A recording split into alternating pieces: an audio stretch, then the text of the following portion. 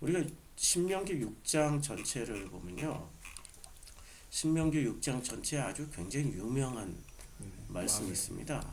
예, 들으라 이스라엘아. 이게 지금 개혁 지금 번역을 개혁 개정으로 가면서 번역을 이렇게 했는데 들으라 이스라엘아 우리 하나님 여호와는 오직 한 분뿐이시다.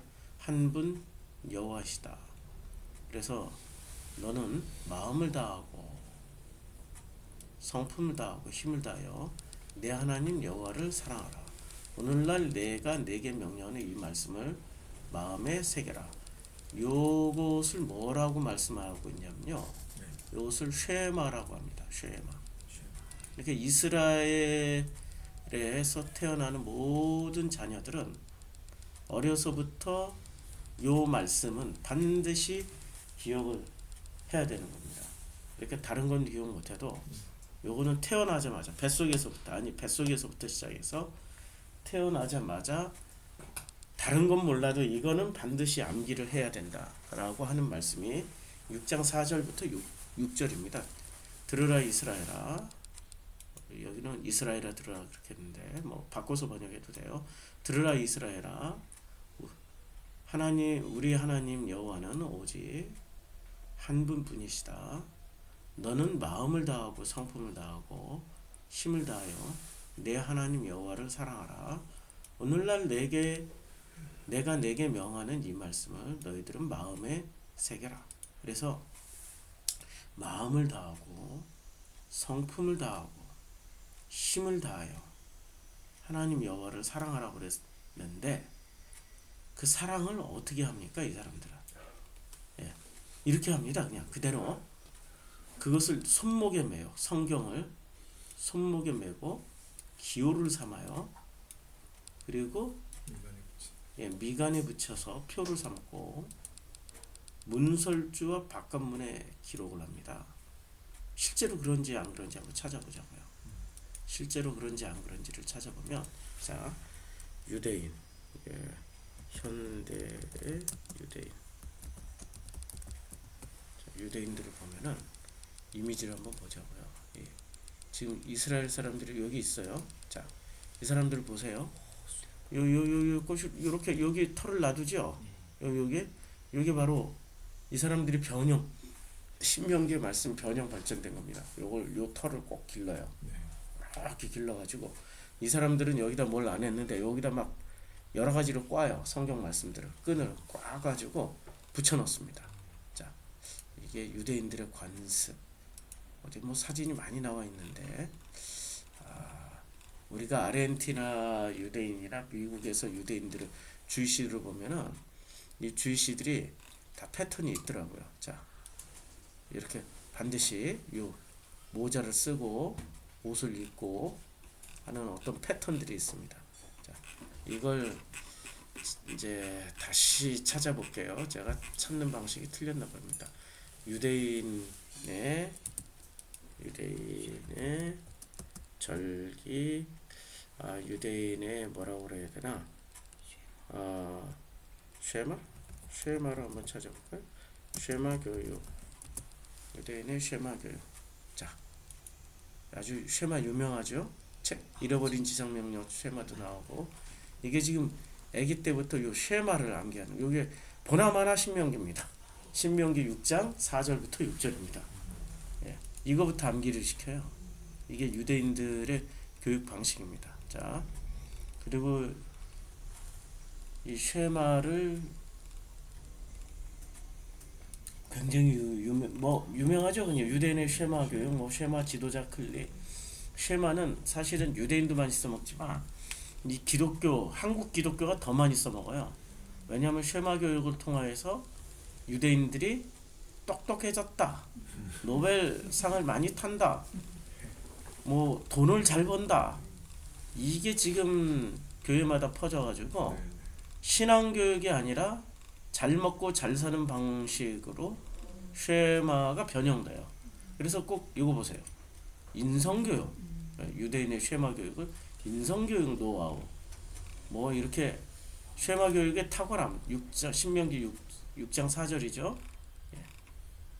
이래서 이 쉐마 교육에 대해서 엄청나게 투자를 하고 있는 게 이게 지금 현재 유대인들의 모습입니다. 그런데 이 유대인의 쉐마 교육을 하다 보니까 자꾸 이상한 분들이 많이 뜨는데요. 자, 유대인들은 지금 현재도 그 말씀 그대로, 그러니까 하나님을 사랑하는 방식으로 요걸 그대로 지키는 걸 하나님의 사랑이라고 그럽니다. 어떻게 하냐면 요 그대로 지키는 거예요. 자녀에게 부지런히 가르쳐요. 자녀에게 부지런히 가르칩니다. 집에 앉았을 때든지 길에 행할 때든지 누웠을 때든지 일어날 때든지 이 말씀을 강론할 것이며, 이 말씀이 어떤 말씀입니까? 여호와를 사랑하라. 이게 십계명을 통하여서 출애굽을 얘기를 하라는 얘기잖아요. 지금 이게 신명기란 말입니다. 모세가 죽기 직전에 그 에집트에서 40년 왕자로 살았고, 미디안에서 피난 생활 40년을 살았고, 광야에서 40년을 백성의 지도자로 살면서 자기 인생 120살을 통틀어서 이스라엘 백성들에게 반드시 남겨주고 전해주고 들려주고 싶은 얘기를 다 모아놓은 게 지금 신명기란 말입니다. 그러니까 이 말씀을 강론하라는 것은, 이 말씀이 단순히 들으라 이스라엘아, 우리 하나님 여호와는 오직 한 분뿐이신 한 분이다.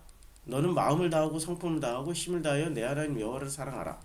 오늘날 내가 내게 명령하는 이 말씀을 너는 마음에 새기고, 이것을 가르치라는 게 아니라 이것은 이 말씀을 가르치라는 거예요. 근데 이 말씀이 뭐죠? 광야 출애굽 40년 동안에 있었던 그 모든 이야기를. 그래서 신명기 5장도 어떻게 시작하냐면요. 신명기 5장에 이스라엘을 불러 그들에게 이르되, 이스라엘아, 오늘 내가 너에게 말하는 규례와 법도를 듣고 그것을 배우며 지켜 행하라. 그래서 열조와 세우신 것이 아니요, 오늘날 여기 살아있는 곧 우리와 세우신 겁니다. 그러니까 이 언약은 누구랑 세운 거예요? 아브라함, 이삭, 야곱과 세운 게 아니고요, 오늘날 여기 살아있는 우리와 세우신 거예요. 그래서 우리와 세우시는데 이것을 가르칠 때 뭐로 가르쳤냐면 십계명을 통해서 다 설명을 해준 겁니다. 근데 우리는 이것을 십계명의 의미를 알기도 전에 의미를 배우지도 않고 뭐부터 하려고 그래요? 그냥 지키려고 그래. 그러니까 나 위에 다른 신들을 섬기지 말자, 우상 숭배하지 말자, 절하지 말자, 그리고 안식일을 지키자. 그 다음에 살인하지 말자, 간음하지 말자, 이렇게 그냥 행동 강령으로 먼저 받아들이는 거예요. 내용을 배우지 않고. 내용을 배우라는 얘기예요 지금. 그래서 이 십계명이 시작할 때 가장 중요한 전제가 있습니다. 나는 여호와는 너를, 이스라엘 백성들을 애굽 땅에서, 애굽 땅, 그 땅은 어떤 땅입니까? 종되었던 집에서 그 종교 생활이나 모든 노예 생활을 하던 시스템에서 인도하여 낸 너희 하나님 여호와다, 이거부터 가르쳐야 되는 거죠. 그리고 십계명이 들어가야 되는데 우리는 요거 십계명 할 때 절대 이거 안 가르칩니다. 절대 이걸, 그러니까 이걸 항상 기억을 해야 되는데 이걸 기억하지 않고, 다른 오직 하나님만 섬기자, 우상 숭배하지 말자, 살인하지 말자, 안식일 지키자, 이렇게 되면은 내용은 배우지 않고 행동부터 배우는 거예요. 무지 심각한 거죠. 엄마가 자녀들에게 밥상을 차려줄 때는 이 엄마가 어디 시집 올 때 아가씨로 살다가 시집을 왔지 밥집 하다 시집 온 거 아니란 말이에요. 그리고 온갖 시행착오를 거치면서 남편의 입맛에 맞춰보는 거죠. 짜다, 맵다, 싱겁다, 이 맛이 이게 먹고 이런 온갖 불평을 들어가면서 소금도 더 넣었다 뺐다, 고춧가루 넣었다 뺐다, 조미료도 넣었다 뺐다, 물도 더 넣었다 뺐다 하면서 어느 순간 이 엄마가 엄마의 밥상이라는 전매 특허가 생기는 겁니다. 근데 그 엄마의 밥상이 생기기까지 결혼해서 남편과 밥상을 조율하는 시간이 필요로 했고 이 아들과 딸들이 태어났을 때 아들 딸 이유식을 먹이면서 밥상을 차려주면서 뭐를 배우기 시작하는 겁니까? 이 아이들의 입맛에 맞춰가는 거죠. 처음에는 남편의 입맛에 맞추다가 그 다음엔 아이들의 입맛에 맞추다가 이 엄마는 자기 입맛을 맞추질 않고 정말로 사랑이 많고 희생적인 엄마는 남편의 입맛에 맞추다가 아이들의 입맛에 맞추다가 어느 순간 나이 40쯤 되니까 엄마의 밥상이라는 그 자기만의 상표가 나오는 거죠. 근데 그 자기만의 상표를 자녀들이나 남편은 너무 편안하게 먹지만 그러나 그 밥상이 있기까지 온갖 수고와 그 잔소리와 불평과 컴플레인을 다 들어가면서 만들어졌다라는 것을 아무도 기억하지 못하는 거예요. 그렇게 그 밥상에 길들여진 자녀와 남편은 다른 데 가서 먹어도 그런 밥맛이 나질 않는 거죠. 김치 하나를 먹더라도 이 자녀들은 그 김치를 먹을 때는 몰랐지만 몇 년 동안 해외에 나가 있든지 아니면 군대 갔든지 그때마다 제일 그리워지는 게 그렇게 해서 만들어진 엄마의 밥이 제일 그리워지는 거죠. 그게 어디 밥입니까? 사랑입니까? 사랑이죠. 그거는 단순히 입맛이 아니라 엄마가 자기의 아가씨로 시집 와서 아무것도 할 줄 몰랐던 그런 시절에 남편에게 맞추고 아이들에게 맞추다 보니까 그냥 그렇게 만들어진 게 그 밥상의 정체란 말이에요. 실체란 말이에요. 근데 자녀들은 그걸 모르는 거죠. 남편도 그걸 모르는 거죠. 그래서 그것을 그것을 언제 알죠? 자녀들은 자기가 시집가서 그 밥상을 차릴 때 비로소 깨닫는 거예요. 아, 엄마의 밥상이 그렇게 만들어지는 게 아니었구나. 그래서 그 딸은 시집가서 어떻게 합니까? 엄마한테 계속 전해. 엄마, 김치 만들 때 어떻게 만든다고? 어떻게 만든다고? 찌개는 어떻게 끓인다고? 아씨, 엄마가 와서 가르쳐줘. 난 못해. 엄마 빨리 와. 그럼 엄마가 와서 또 다 가르쳐주고 전수하는 거죠. 그렇게 해서 또 그 딸은 그 밥상을 만들고 그게 바로 아버지의 아버지의 아버지의 그 아들의 아들의 아들의 그래서 성경에서 족보가 나오는 거죠. 그게 바로 구전이요 대물림이요 그게 바로 도제식 교육이라는 거예요. 그런데 거기서 중요한 거는 그 밥상을 편안하게 받는 자녀들의 행동을 한번 보시라고요. 몰랐을 때는 밥 투정하는 겁니다. 아씨 이게 반찬이 이게 뭐야? 내가 좋아하는 게 소세지란 말이야. 소세지 좀 갖다 놔. 그런데 그 밥상에 있기까지 넉넉한 살림 형편이라면은 소세지도 넣고 소고기도 넣고 정말로 좋아하는 걸 다 갖다 놓을 수 있는데 살림이라는 게 어디 그렇습니까? 빠듯할 수도 있고 형편이 어려울 수도 있단 말이에요. 그럼 그 밥상이 있기까지 엄마는 얼마나 고생하고 마음고생하면서 그 빠듯한 살림 안에서 최선의 영양을 생각하며 최선의 맛을 생각하면서 자녀들에게 밥상을 차려주겠습니까? 그게 우리 어머니의 마음이란 말이에요.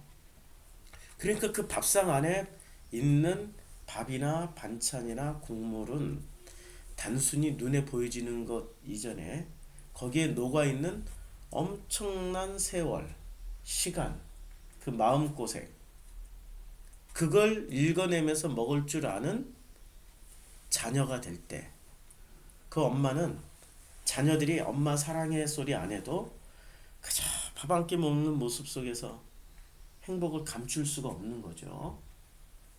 그렇죠?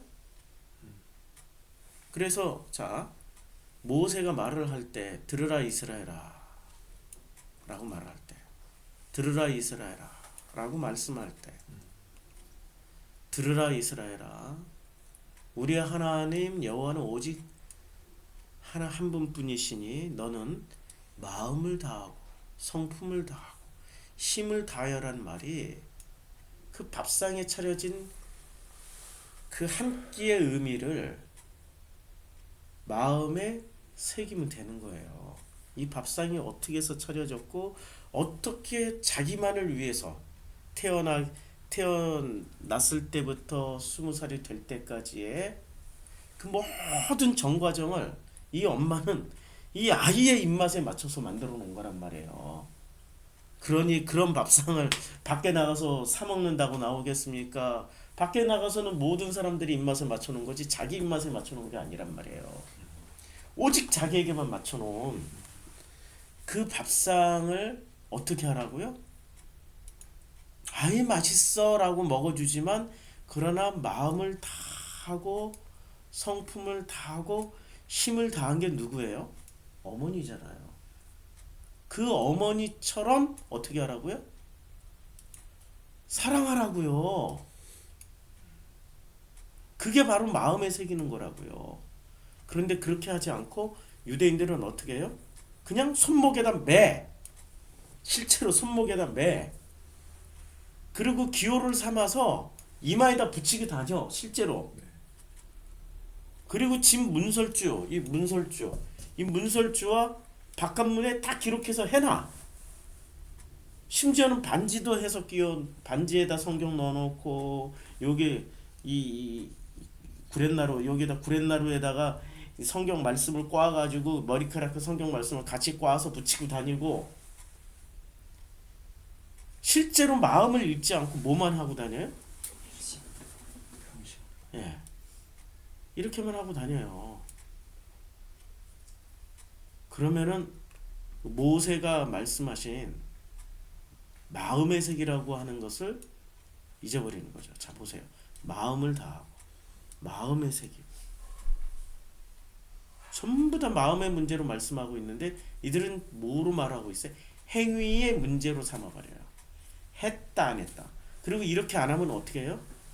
계속 가서 너 왜 안 했냐? 왜 안 하고 있어?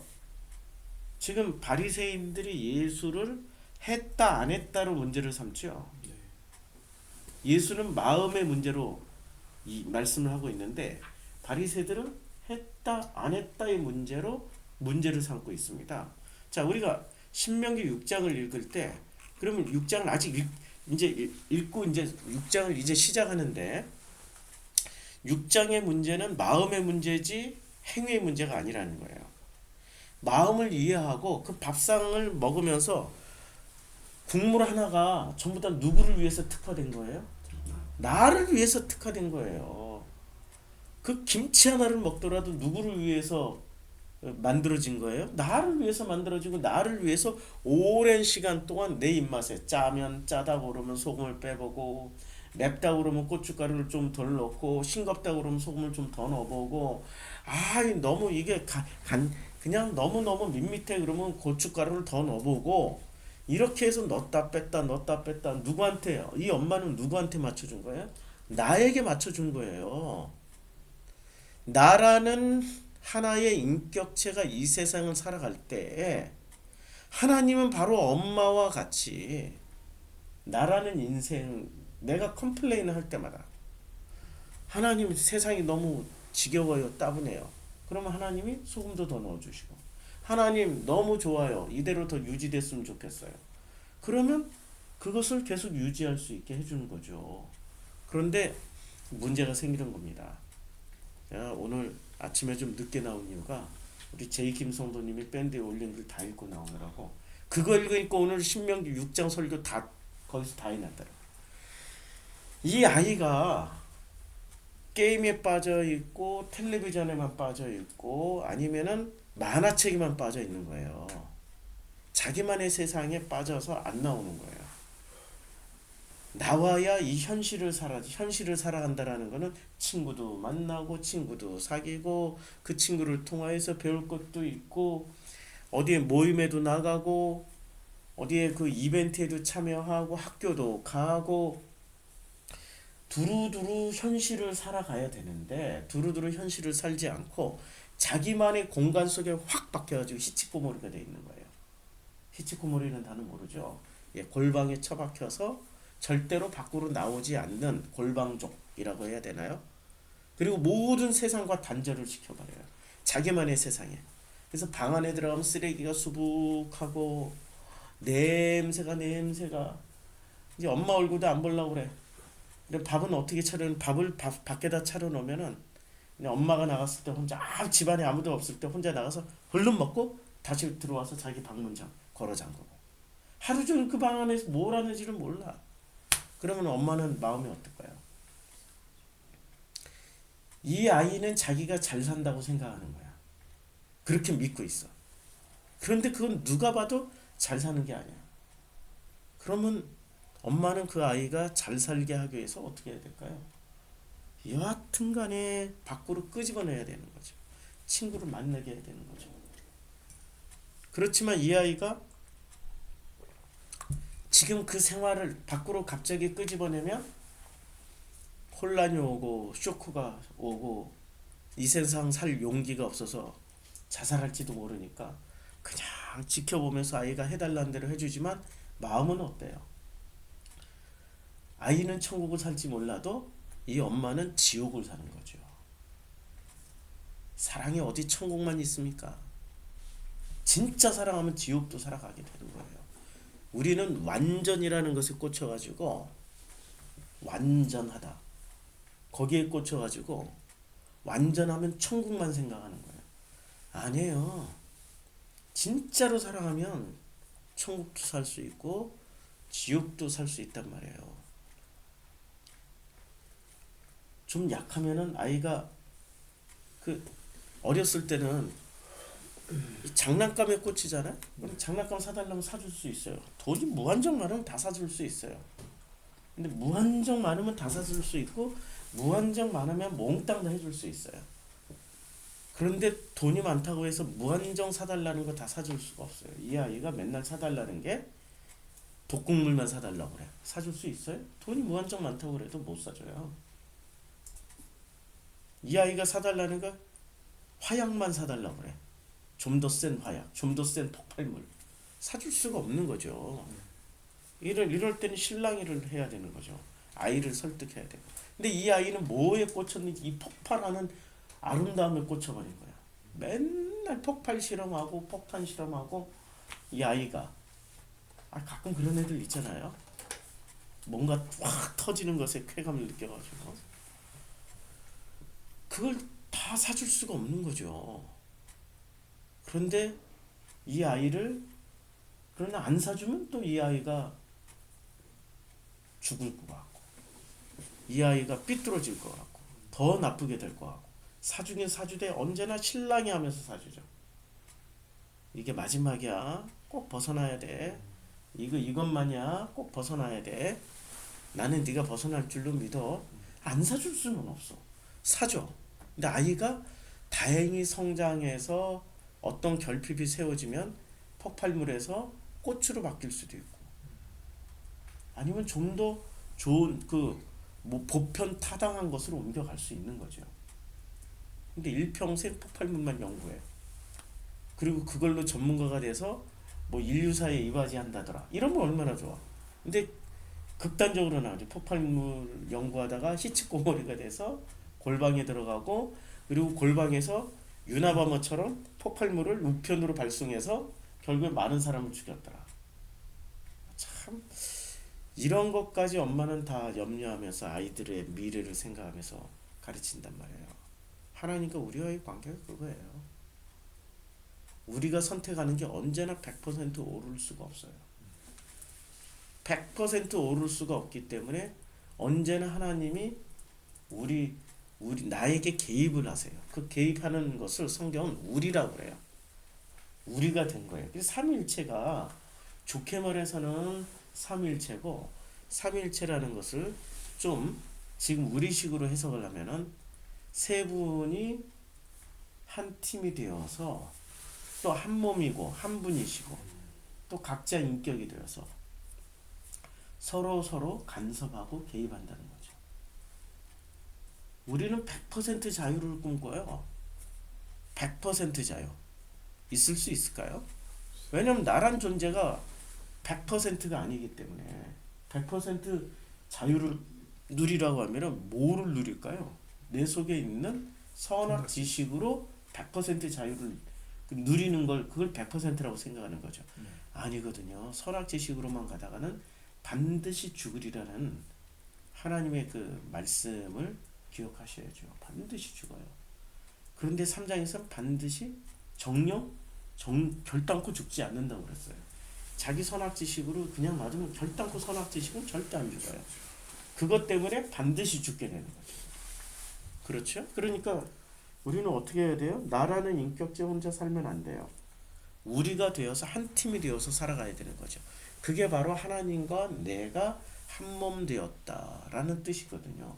그때부터 그 한 몸 된 상태에서 완전히 자유를 누릴 수 있는 거죠. 그런데 그 자유는 언제나 아버지와 함께 누리는 자유. 그게 자유란 말이에요. 근데 우리는 자기 뜻대로 살아가는 걸 자유라고 생각을 해요. 영주주의자들, 원어 성경하는 사람들 따라다니다 보면 그런 식으로 엉뚱하게 선악지식의 끝판왕으로 마음껏 살아 이렇게 가르치는 거죠. 그 끝판왕이 누구예요? 그 끝판왕이 구원파들이란 말이에요. 구원의 체험만 있어? 체험 받았어? 구원의 확신 있지? 그러면 마음껏 살아. 무슨 죄를 저질러도 그건 더 이상 죄가 안 돼. 이렇게 가르쳐 주는 게 구원파란 말이에요. 그렇게 가르쳐 주는 것들이 영주주의자고 원어 성경 소위 뭘 그냥 원어라는 말 자체가 일단 원어가 없어요. 원어라는 게 헬라어로 기록된 성경이고 히브리어로 기록된 성경일 뿐이에요. 그게 원어가 아니에요. 왜냐하면 원본이 없기 때문에 성경은 전부 다 사본이기 때문에 그 사본이 지금 우리에게 전달된 거예요. 원본이 없는데 어떻게 원어가 있을 수 있겠습니까? 그냥 헬라어 성경, 히브리어 성경, 히브리어를 통하여서 알게 되는 깨달아가는 말씀 뭐 이렇게 하면 말이 되는데 원어라는 말을 씀으로 인해서 굉장한 권위를 부여하게 되는 거죠. 예, 아주 그냥 참 우리는 그걸 모르고 계속 그게 원어인 줄 알고 원본인 줄 알고 그렇지 않는 거죠. 자, 이런 것 이제 6장 1절을 그래서 이런 관점에서 읽어보죠. 이는 곧 너희 하나님 여호와께서 너희에게 가르치라 명하신 바. 뭘 가르치라고 한 거예요? 애굽에서 나왔던 사실을 가르치라는 거예요. 5장에 아주 중요한 애굽에서 나왔을 때 나는 너를 애굽 땅 종되었던 집에서 인도하여 낸 너희 하나님 여호와로다. 이걸 가르치라는 거예요. 그걸 가르치기 위해서 십계명이 필요했던 거고 그걸 가르치기 위해서 성막이 필요했던 거고 그걸 가르치기 위해서 확인시켜 주시기 위해서 구름 기둥과 불 기둥이 필요했던 거고요. 그걸 가르치기 위해서 만나와 메추라기가 필요했던 거예요. 나는 너를 애굽 땅 종되었던 집에서 인도하여 낸 여호와 하나님이라는 것을 가르치라는 거예요. 그걸 가르치라는 거예요. 근데 그거를 가르치지 않고 뭐만 가르쳐요? 이렇게 말씀을 귀에다 묶고 다니고 옷에다 달고 다니고 손목에다 매고 이마에다 붙이고 목걸이에서 매달고 다니고 반지에서 끼고 다니고 옷을 연미복처럼 길게 입고 다니고 모자는 무슨 사카처럼 이런 모자를 쓰고 다니고 이런 것만 가르치는 거죠. 본질은 안 가르치고 눈에 보이는 것만 가르친다는 거예요. 근데 주님은 뭐를 가르치라고요? 어디다 가르치라고요? 마음에다.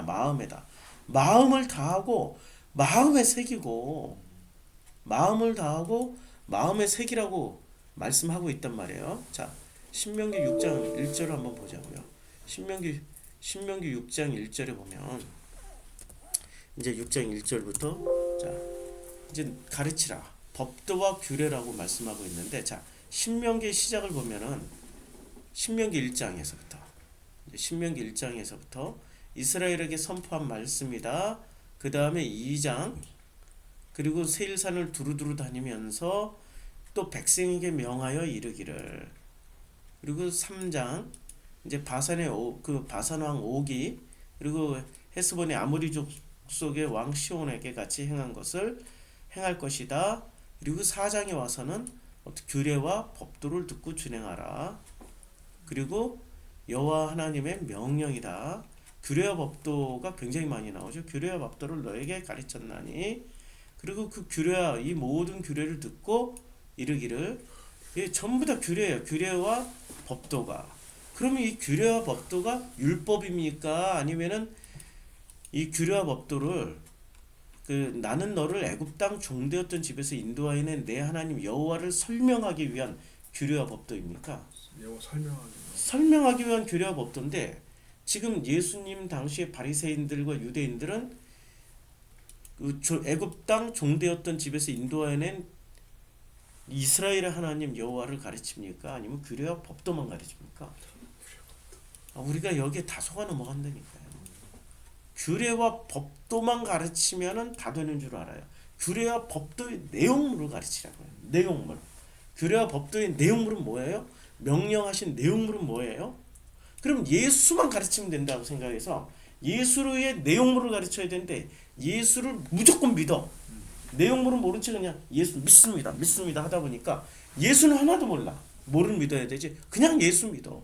뭐를 믿지? 예수 이름만 믿어. 그럼 뭐를 믿어? 예수의 뭐를 믿어? 예수 이름만 믿으라니까. 오 마이 갓. 그래서 예수의 이름이 희귀 이름이 아니에요. 희귀 이름이 아니라니까요. 정말 희귀한 무슨 그때 당시에 제일 희귀한 이름. 우리나라에서 제일 희귀한 이름이 뭘까요, 도대체? 저는 제 이름이 진짜 희귀한 이름인 줄 알았어요. 정성필이. 전화번호부를 찾기 전까지만 해도. 예, 성필이라는 이름이 엄청 흔해요. 이 세상에 탤런트 중에도 성필이가 있고요. 의사 중에도 성필이가 있고요. 무슨 헬스 트레이너도 성필이가 있고요. 정성필이라는 이름이 무지 많더라고요. 저는 제 이름이 특별하길 바랬어요.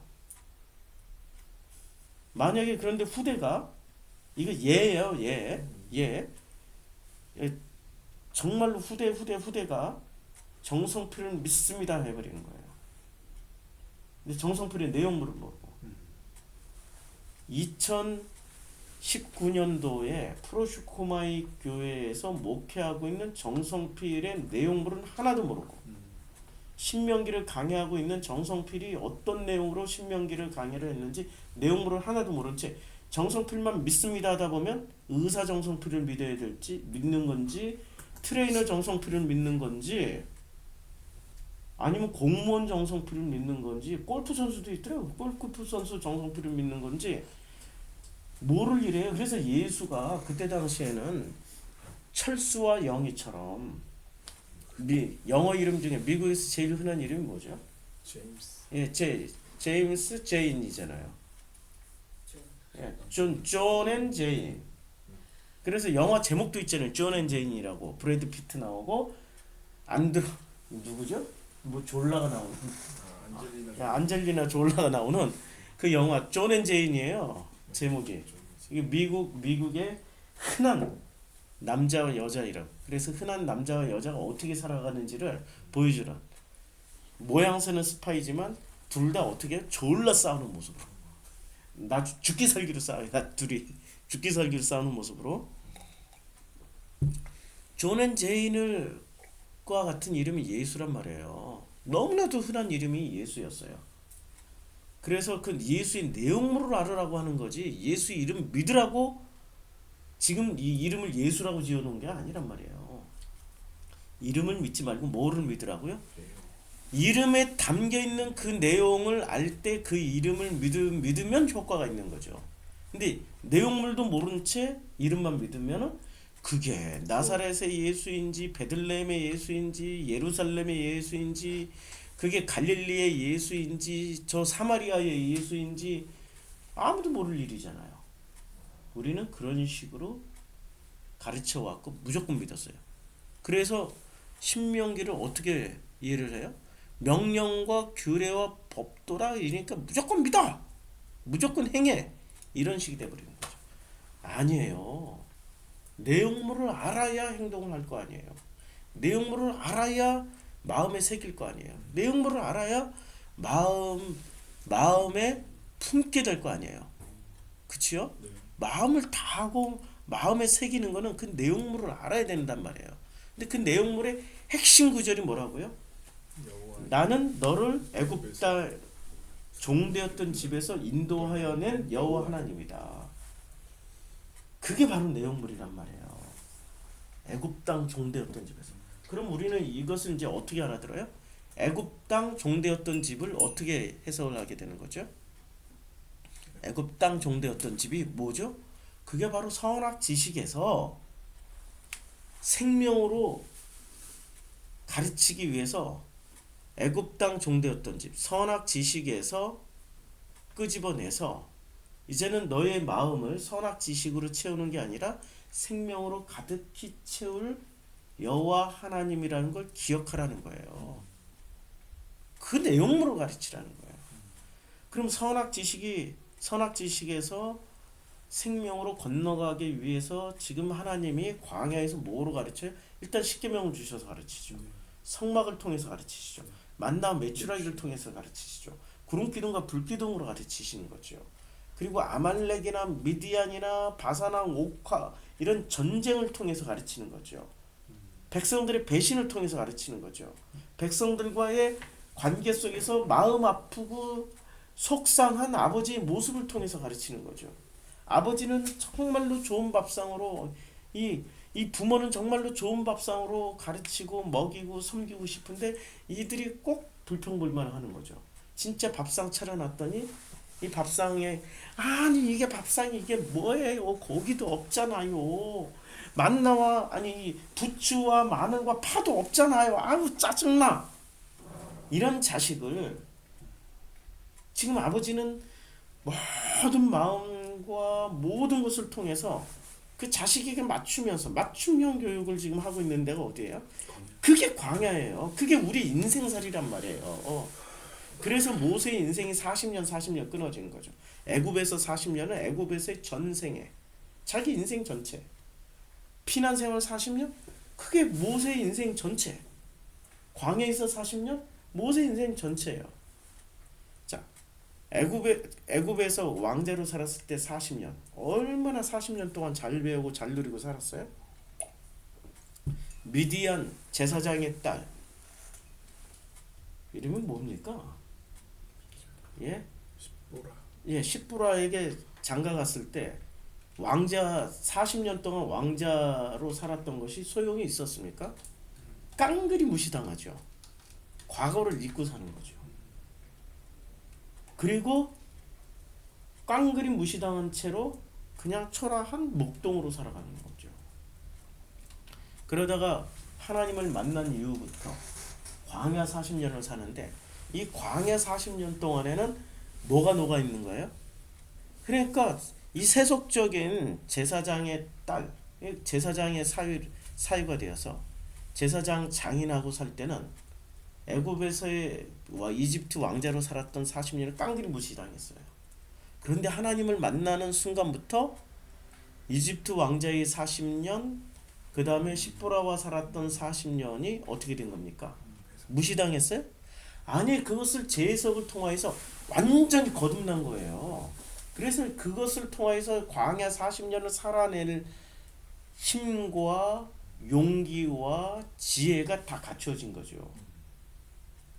그렇죠? 다 버렸는데 하나님이 그것을 통하여서 다 그것을 지나온 80년 아니에요? 40년 그것을 통하여서 앞으로 40년을 살아가게 만든단 말이에요.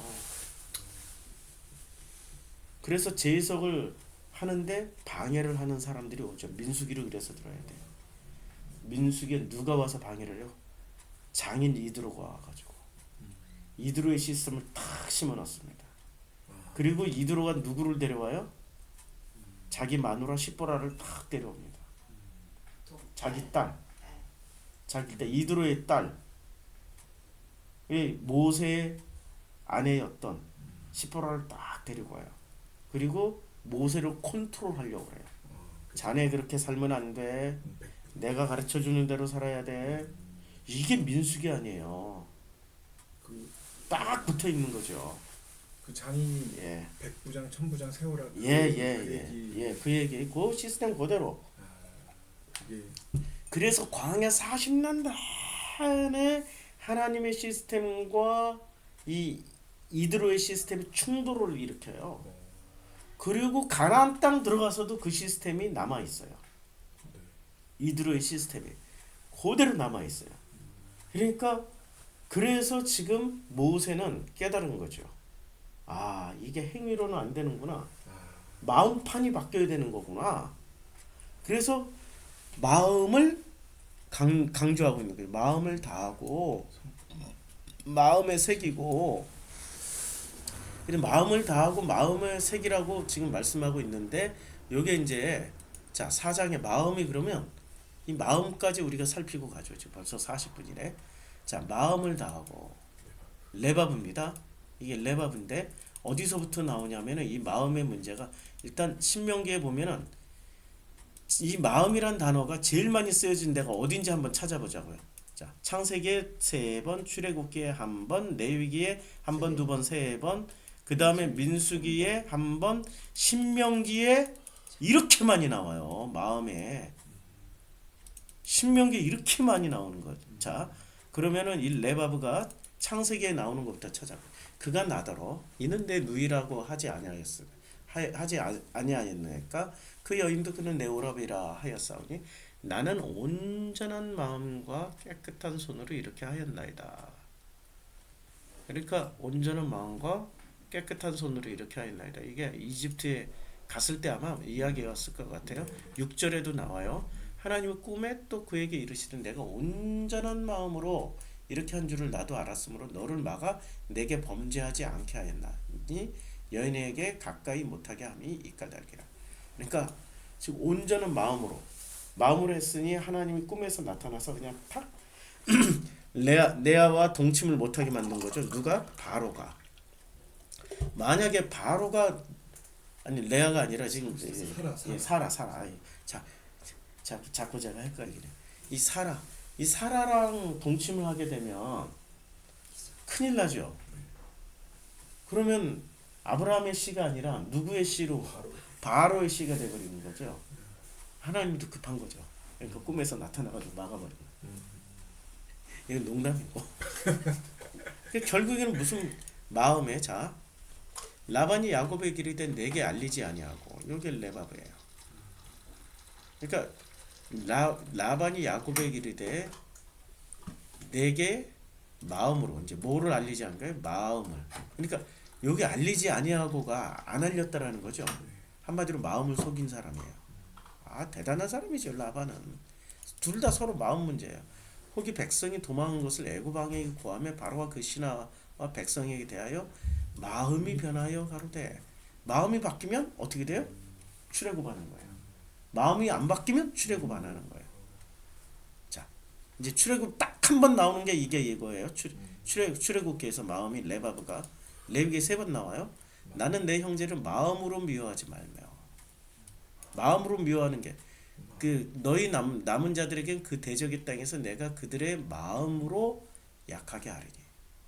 자, 레위기는 제사 드리는 장면에 그 제사의 중심이 어디 있다고, 나도 그들을 대항해 그 대적의 땅으로 끌어갔음을 깨닫고 그 할례 받지 아니한 마음이 낮아져서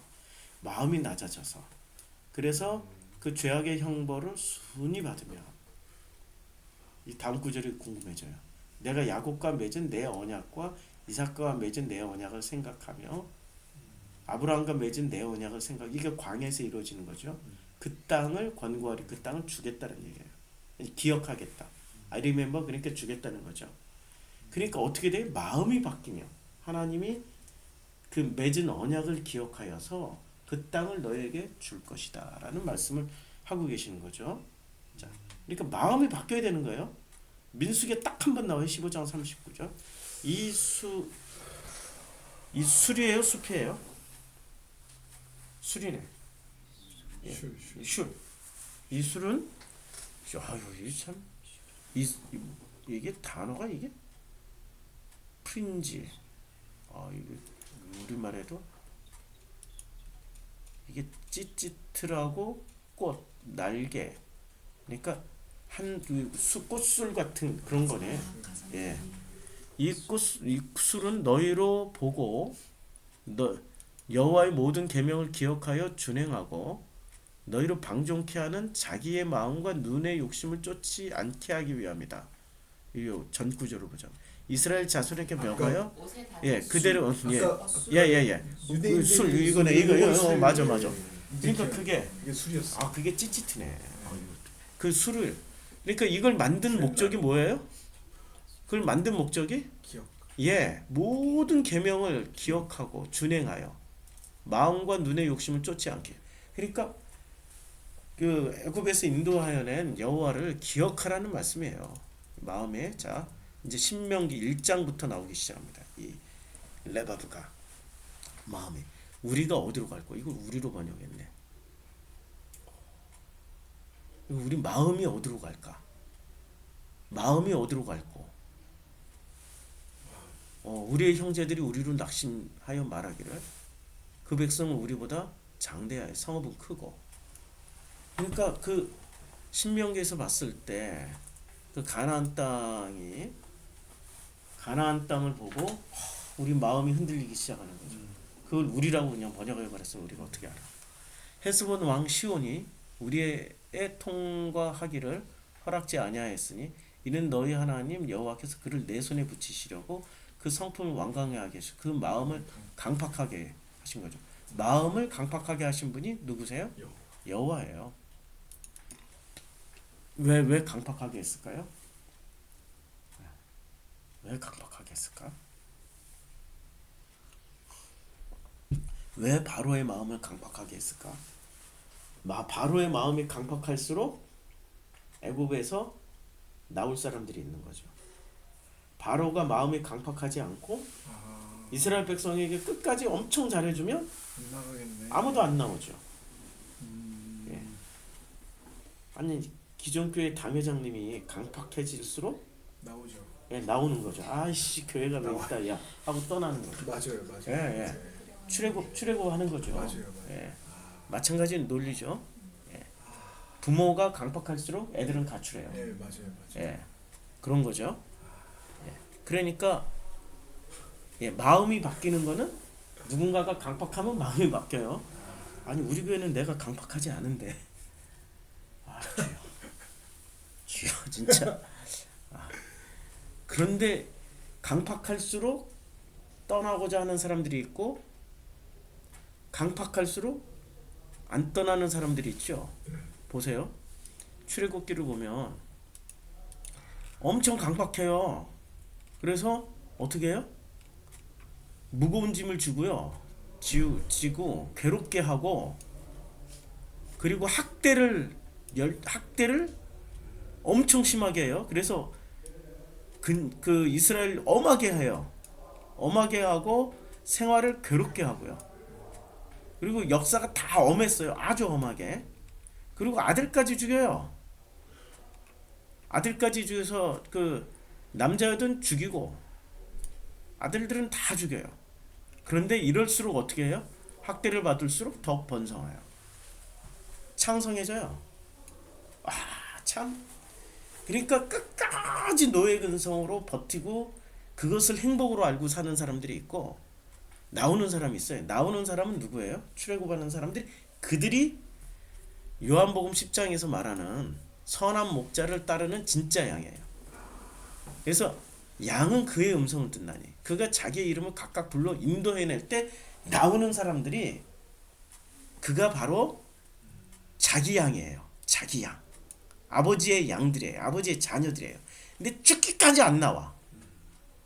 그러면 죽기까지 안 나오면은 그 양들은 어떤 양이에요? 예, 선한 목자는 양들을 위해서 목숨을 버리는데 그런데 사꾼 목자의 양도 있어요. 사꾼 목자도 아니고 양도 제 양이 아니에요. 그러니까 나는 선한 목자라 내 양을 알고 양도 선한 목자를 알아서 광야로 나가는데 안 나가. 그래서 그들은 끝까지 번성해. 끝까지 번성하고 끝까지 창대케 되는 게 누구예요? 가짜 양들. 가짜 사꾼 목사를 따라가는 양들. 그게 애굽이란 말이에요. 지금 모든 말씀은 출애굽에 다 걸려 있는 거죠. 자, 그리고 신명기 4장 29절.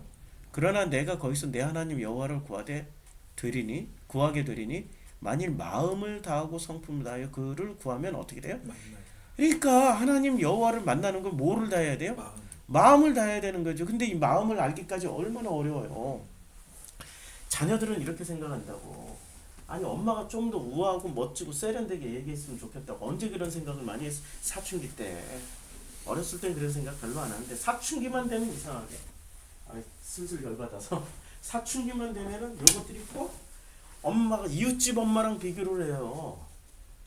이웃집 엄마는 언제나 머리도 확 우아하게 하고 화장 싹 예쁘게 하고 그리고 럭셔리하게 먹고 입고 오는 옷도 그렇고 그리고 언제나 말을 한마디 할 때도 고급지게 말을 한다고요. 이웃집 엄마는. 근데 이웃집에 놀러 갔다가 그걸 보고 와 우리 엄마도 저렇게 정말 고급졌으면 좋겠다라고 삘 받은 요놈의 자식 놈들이 엄마가 우리 엄마는 그렇게 말을 왜냐면 엄마도 그렇게 못 살았거든. 그냥 있는 그대로 살았거든. 집에 가면은 그냥 대충 머리 대충 옷도 그냥 집에서 입는 티셔츠 하나 입고 그냥 대충 치마 입고 화장도 별로 안 하고 말을 한마디를 하더라도 고급지게 안 하고 야 밥 먹어라. 밥은 먹었니? 아 이웃집 엄마 야 아무개야 너 밥 먹었니? 아유 밥을 먹어야지. 이리 와. 그렇죠? 그런 것에 자극을 받은 이 자식이 엄마한테 와서 이웃집 엄마랑 비교를 하는 거죠. 이러면서 이제까지 사랑스러웠던 엄마가 갑자기 미워지기 시작해. 엄마는 그러면서 시각이 한번 삐뚤어지니까 다 싫은 거지. 이제 다 싫은 거야. 엄마가 다 싫은 거야. 이웃집 엄마 같은 엄마가 좀 달하고 엄마를 거꾸로 가르쳐. 어떤 이 엄마는 상처받기 시작하는 거야. 그러면서 이 엄마가 생각하기를 야 나도 사춘기 때 너처럼 엄마한테 그랬어. 그때 엄마 마음이 얼마나 아팠는지를 깨닫기 시작하는 거죠. 이 마음이 그러면 진정으로 사랑한다는 게 뭐죠? 이거예요. 엄마는 얘가 뱃속에 있을 때부터 지금까지 진심으로 마음으로 사랑했는데 이 자식은 엄마를 그 마음을 보지 않고 뭐를 보는 거예요? 이웃집 엄마랑 비교하고 외모로 비교하고 말하는 스킬을 비교하고 우아한 걸 럭셔리한 걸로 비교를 해버리는 거죠. 그 마음이 아니라 뭐로 비교하는 거예요? 보여주는 행위로 비교해버린 거예요. 유대인들이 하나님을 어떻게 비교하고 있었어요? 예수님 당시의 유대인들이 하나님을 뭐로 비교했어요? 하나님의 마음을 보는 게 아니라 뭐로 비교했어요? 안식일 지켰어? 안 지켰잖아. 너 이렇게 머리에 꽃술 요게 술에다가 성경 구절 안 매달고 다니잖아. 손목에다 너 안 찼잖아. 문설주에 너 성경 말씀 안 붙였잖아. 이런 걸로 판단해 버리는 거죠. 그게 바로 유대인들이었어요. 예수님 당시의 유대인이었고 지금 그것을 그렇게 하지 말라라고 신명기를 통해서 모세가 지금 강조를 하고 있는 거죠. 4장 39절 마음 그런즉 너는 오늘날 상천하지에 오직 여호와는 하나님이시오 다른 신이 없는 줄을 알아 명심하고 요거 번역도 안 했어 우리말에는 뭐라고 마음에 명심하고 추가를 해야죠. 마음에 명심하고 그렇죠? 영어는 했잖아요. in heart라고 마음에 명심하라고. 그리고 신명기 5장 29절에 자 다만 그들이 항상 이 같은 마음을 풀어 나를 경외하면 나의 모든 명령을 지켜서 그들과 그 자손이 영원히 본받기라. 그러니까 뭐를 지켜요? 뭐를 지켜? 나를 경외하면 나의 모든 명령을 지켜서 이 지키기 이제는 뭐를 해야 돼요? 마음에 품는 게 먼저죠. 마음에 품게 되면 자연히 행동이 나오는 거예요. 자연히. 그래서 6장 5절에 너는 마음을 다하고 성품을 다하여 힘을 다하여 내 하나님 여호와를 사랑하라. 마음을 다하는 마음의 문제. 그 마음과 마음이 소통하기까지는 얼마나 많은 시간이 걸립니까? 현실을 살아야 마음을 깨닫는 거예요. 이데야만 살면 마음을 못 깨달아요. 드디어 이 아들놈이 우리 이웃집 이웃집 아줌마한테 꽂혔어. 그래서 나중에 결혼을 하는데 엄마 같은 여자랑 결혼 안 하고 이웃집 여자 같은 그 아줌마 같은 여자랑 결혼을 했어요. 드디어 자기 이데얼을 만족시켰어. 그래서 자기가 결혼한 여자는 말을 할 때도 어떻게 엄마처럼 말을 안 해. 엄마처럼 말을 안 하고 여보 밥 먹어 이렇게 얘기 안 하고 그 옷도 이웃집 여자처럼 입어. 우아하게 럭셔리하게 입고 언제나 여보 식사하세요. 이상하죠?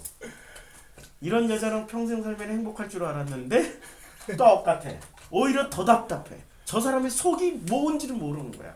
엄마는 속을 다 보여주면서 사는데 이 여자는 도대체 속이 뭔지를 모르는 거야. 답답해 미치겠어. 그래서 결혼 3년 만에 이 여자한테 얘기하는 거야. 아니 당신 속아지는 뭐가 들어있냐고. 속을 좀 보여달라고. 아니 나는 언제나 내 마음은 여보를 사랑하는 마음인데 나는 당신 속을 모르겠다고. 제발 속 좀 보여달라고. 나는 이게 내 사랑하는 방식인데 알고 봤더니 목사의 딸이었더라. 속을 나누는 걸 배워본 적이 없는 거야. 이 여자. 마음을 나눠보는 걸 배워본 적이 없는 거야. 어떻게 마음을 꺼내는지, 마음과 마음이 어떻게 만나는지 모르는 거야. 그러니 언제나 이 여자도 자기가 만들어놨던 우아하고 럭셔리한 모습으로만 살게 되는 거죠. 참 불행한 거죠. 불행한 거예요. 정말로 현실을 살아간다라는 것은 이데아에서 내려와야, 그 관념에서 내려와야 현실을 살게 되는 거죠. 현실을 사는 사람만이 마음이 뭔지를 깨닫는 거고요. 그래서 그 마음이 뭔지를 깨닫는 사람은 엄마가 야 밥 먹어라 이렇게 얘기를 해도 아 우리 엄마가 나를 사랑하는 방식이 이거구나. 숙제했니? 아 짜증나 또 숙제해가지고 공부했어? 이게 아니고 우리 엄마는 저거밖에 못 배웠기 때문에 사랑하는 방식이 저거였구나. 내 엄마하고 엄마의 마음은 엄마는 나를 사랑해서 공부하라고 말씀하시는 거죠? 예 알겠어요. 그런데 내가 생각하는 방식은 엄마가 알고 있는 거 공부해야 성공한다라는 관념만 알고 있잖아요. 엄마 이 세상은 공부 잘해서 성공하는 방식도 있지만은 자기가 좋아하는 걸 열심히 해서 성공하는 방식도 있어요 라고 거꾸로 이제는 관념이 된 엄마를 설득할 수 있는 거죠. 그쵸? 그리고 엄마의 관념을 현실로 끌어내리는 거죠. 현실을 보게 해주면 돼요. 공부 잘한다고 다 성공하는 거 아니에요. 공부 잘한다고 다 성공하고 좋은 대학 간다고 다 성공하는 게 아니에요. 자기 인생을 열심히 사는 사람이 성공하는 거죠. 그쵸?